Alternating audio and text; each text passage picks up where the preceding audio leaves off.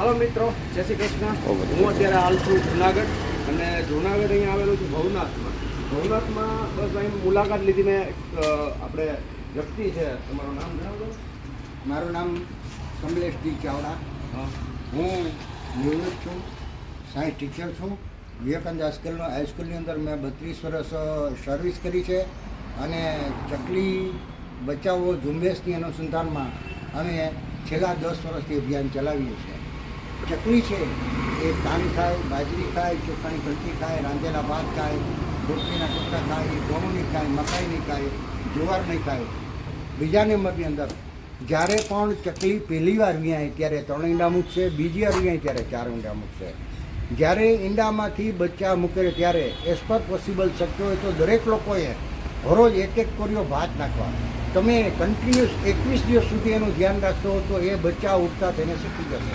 જેવું બચ્ચું ઉગતું થઈને શીખી જશે ત્યારબાદ પાછામાં માળામાં નહીં આવે, અને જ્યારે માળામાં બચ્ચા આવવાનું બંધ થાય ત્યારે માળો ઉતારી લેવાનો.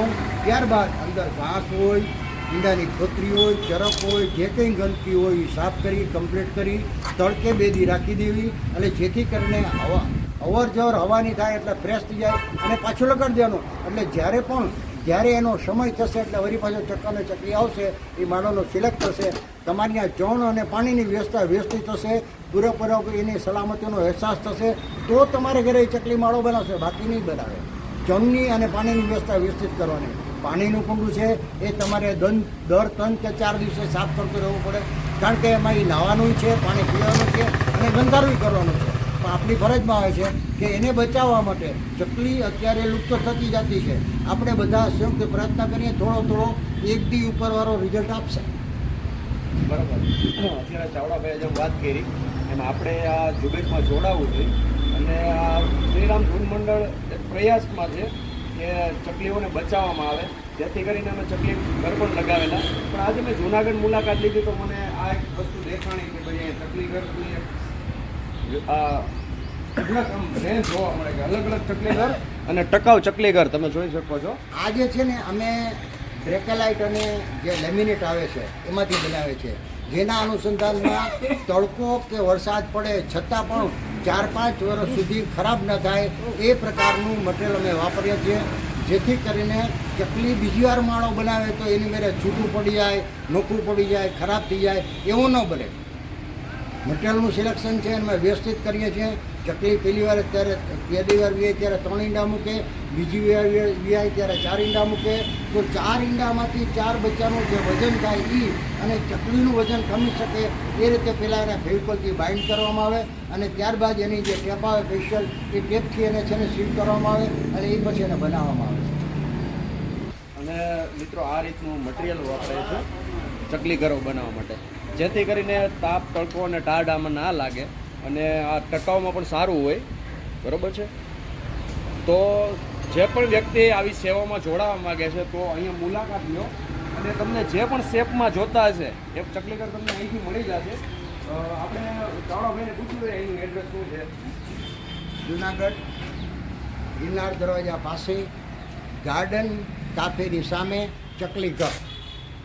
મારા મોબાઈલ નંબર છે 9671293594. બરાબર. મિત્રો આ ચકલી ઘર જો તમે કોમર્શિયલ બનાવવા જાઓ તો આમાં તમે ચકલી ઘર કોમર્શિયલી બનાવો તો તમને બહુ ઝાઝો ખર્ચો લાગે, કેમ કે આ 200-250 ની આસપાસ બને માર્કેટમાં.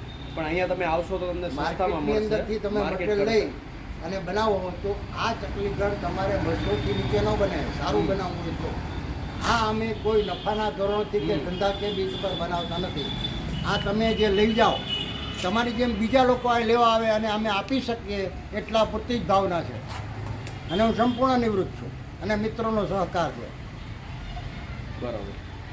તો જે પણ લોકો આવી રીત આપણે વ્યવસ્થામાં જોડાવા માગતા હોય, આ ઝુંબેશમાં જોડાવા માગતા હોય, તો જે ભાઈ આપણે એડ્રેસ આપેલું એ પ્રમાણે તમે મુલાકાત લઈ શકો, અને તમને જે પણ પ્રમાણે શેપ ગમતા હોય, જેવી વેરાયટીમાં તમારે ઘર ચકલી ઘર લઈ જાઓ એથી તમને મળી જશે બધા પ્રકારના.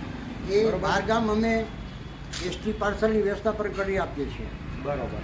તમે જે ચકલી ઘર પસંદ કરો એ ચકલી ઘર અમારે તમારું જે ગામ હોય ત્યાં અમે એસટી પાર્સલની વ્યવસ્થા કરી આપીએ છીએ. જો આપણાથી રૂબરૂ ન આવી શકતા હોય તો અમે એસટી પાર્સલની વ્યવસ્થા કરી આપીએ છીએ.